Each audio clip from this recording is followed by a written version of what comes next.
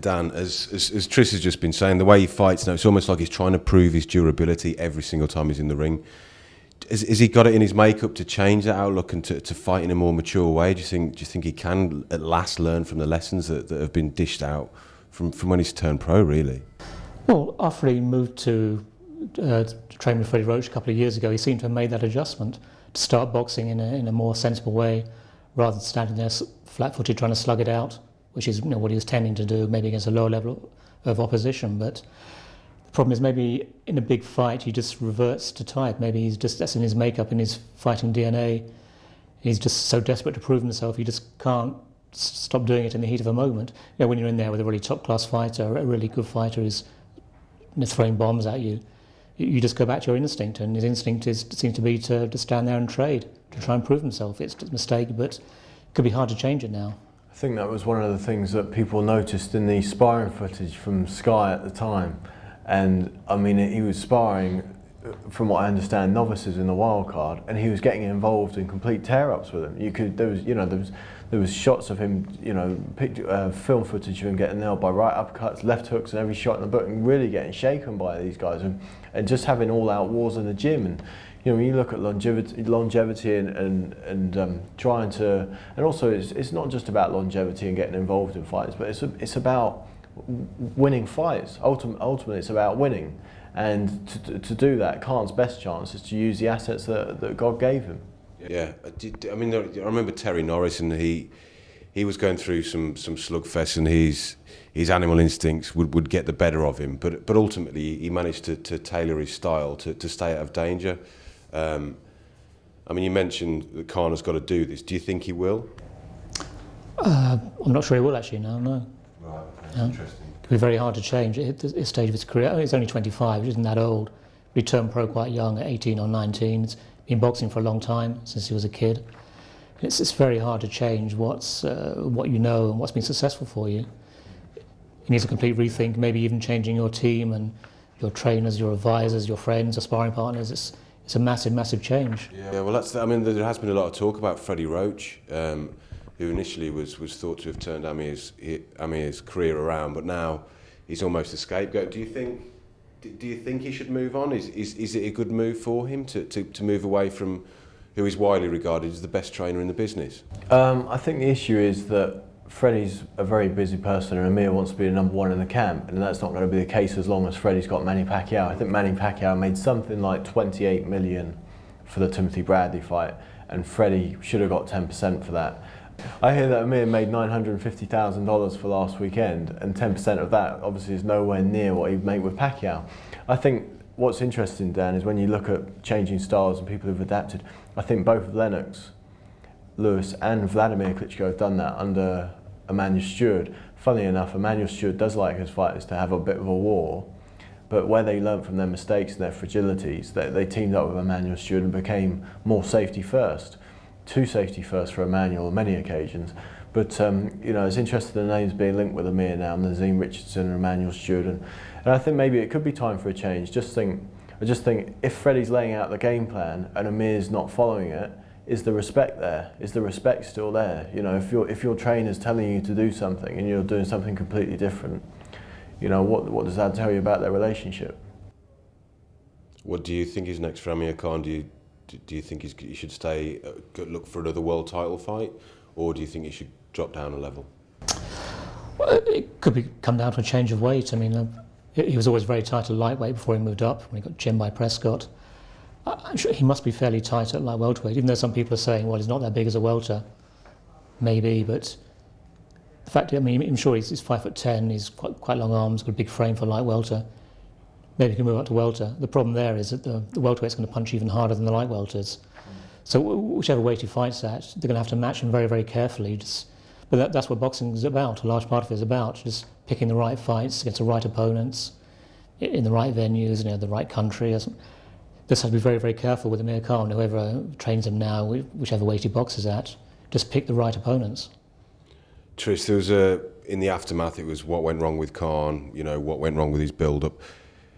There's a danger that we're not giving Danny Garcia the credit for this. Let's not forget he went in there and he knocked Amir Khan out in 4 rounds, and it was a sensational display. How good is he? I don't think he's great. I really don't. I mean, he was good on the night, did exactly what he had to do. And I mean, the amount of pressure on his shoulders that his dad puts on him is insane. And for someone to cope the way that he does is amazing. You know, he can laugh off his dad's boast, but you know, that puts a lot of expectation onto him. But I think we've almost seen Danny Garcia's limits exposed sometimes by, you know, he struggled by Morales for a long time. This is an ancient, battle-worn Morales, not battle-hardened, but battle-worn, shot-worn Morales.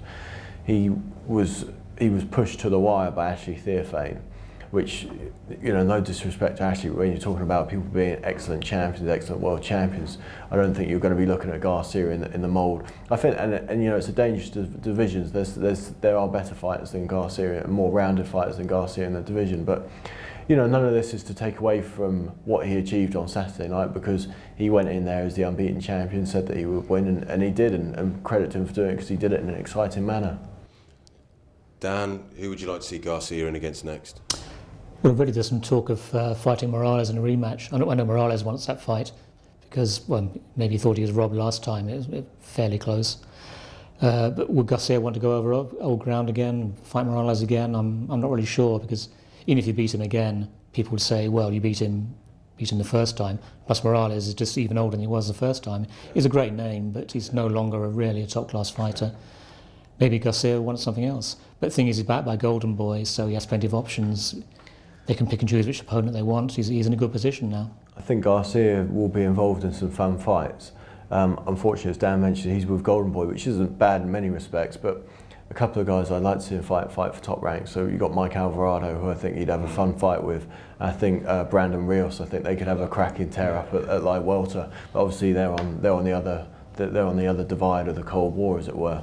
But the fight I think I'd really like him to have, I mean, obviously it all depends on what's going on with Peterson's drug appeal and everything else, but I'd love to see him fight Lamont Peterson. I think that's a really good logical match between two good fighters, gets Peterson a chance to get his belts back. But I mean, we don't know what's going to happen to Peterson. He could be out for months and months and months. Yeah, I mean, there was a little bit of talk afterwards about Amir Khan getting the rematch with Danny Garcia on British soil, and Garcia apparently said he'd agreed to that.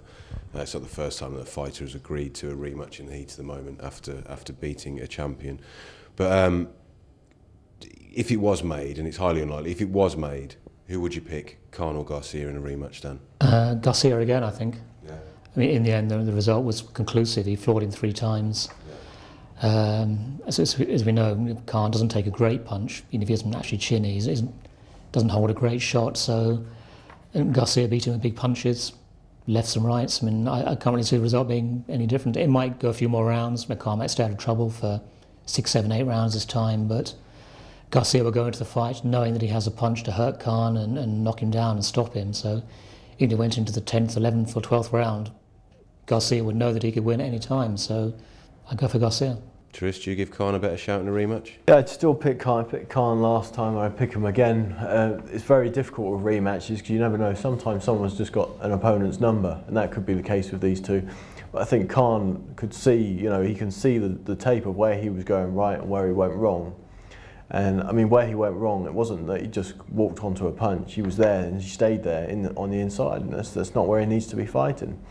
And so I think he could learn from that and come back and outbox Garcia. I really do. But I personally wouldn't like to see Khan go back in at that level. I'd like to see him nurtured a little bit and given almost a gimme fight on an undercard, you know, before Christmas, and then start to rebuild next year. But I don't think that will happen. It sounds like Golden Boy are really happy with the fact it was such an exciting fight, and they'll probably look to put him on the top of the bill against someone else. But you know, I don't know that that's necessarily the way forward from here. We've got a new forum on the BN website, forum.boxingnewsonline.net, where we talk about Hey and Chisora, we talk about Khan and Garcia, the implications of the fights and where they go next. An interesting thread on there at the moment is dream fights. And it's always fun to pick fighters from certain eras. Now, there's 3 fights on there which catch the eye at the moment. We've got Diego Corrales against Arturo Gatti at super featherweight, Evander Holyfield, one of my favourites, against Michael Spinks at cruiserweight, and Aaron Pryor, I know a big favourite of yours, Tris, against Manny Pacquiao at light welterweight. Okay, let's just briefly, just to finish off, Dan, Corrales, Gatti, who wins and why at super featherweight? I would say Corrales, because Corrales' biggest lone defeat at super featherweight was Floyd Mayweather. Mayweather's a complete different style from Arturo Gatti. Mayweather picked and poked his way with counterpunches against Corrales. Well beat him, floored him 5 or 6 times. It was a big win for Mayweather. But Gatti would be totally different. He would just steam into Corrales, and that'd be perfect for Corrales, who was very tall for super feather, had long arms. He would just pick Gatti off and pick him apart. I think Dan's right. I think a lot of it's down to dimensions. I mean, Gatti's heart means he'd be probably climbing off the floor several times, but Gatti took a lot of facial damage as well, and with those long limbs and the long jabs and the long straight right hands and the hooks around the side, you could see Gatti getting busted up, but it just being an all-out war, and Gatti non-stop, plugging away, coming forward, round after round, bloody face. Maybe he'd have his own success against Corrales, maybe even downstairs to the body, or trying to work his way in. And I think it would be a fascinating affair, it would just be it would be a non-stop highlight reel. But I think the dimensions and Corrales' height would give him the edge. I think I'd favour Corrales, but at super featherweight, that was where Gatti had those highlight reel come from behind knockouts. So you could never write him off, could you, in a contest like that? Okay, next off, this is an interesting one for me. Evander Holyfield, who universally recognised, no real competition for the best cruiserweight of all time. How would he get on if Michael Spinks had a little stay at cruiserweight? I think Evander Holyfield wins this one pretty convincingly, not comfortably. It could be a horrible fight, because Spinks had a very awkward style, bounding around the ring, can make anybody look bad, apart from Tyson, when maybe he didn't really fancy it. But Holyfield wasn't quite the explosive puncher Tyson was. It could take a few rounds to get going, really, but you fancy Holyfield later on, I think. Yeah, stop him, would you think? I think so. He'd wear him down and maybe have him floor him a couple of times, and the referee would stop it in maybe 8 rounds. Yeah. Trace, what do you think? It's interesting. Yeah, agree with Dan again. Holyfield, but on points, I think he'd outwork him. But again, you're looking at Holyfield. Hasn't always been the hardest person to hit. Spinks had that big right hand, the Spinks jinx. So, it could be another fight like the one we just mentioned, where each fighter's climbing off the deck and jostling for position until the final straight. But I think Holyfield's work rate would probably give him the edge, certainly over 15 rounds too. And that brings us to the end of BNTV episode 6. And don't forget, you can read about David Haye's win over Derek Chisora, Amir Khan's loss to Danny Garcia in this week's Boxing News. Available online, boxingnewsonline.net/apps. Also get involved in the forum, forum.boxingnewsonline.net. We'll see you next week for BNTV episode 7. Subscribe today to Boxing News. Pay less than £1.92 per issue. Never miss out. You'll be guaranteed every issue. Fast and free delivery direct to your door. Be the first in the know. We're the world's only weekly boxing magazine. For more information on how to become a subscriber and for all our great offers, please visit our website today, www.boxingnewsonline.net.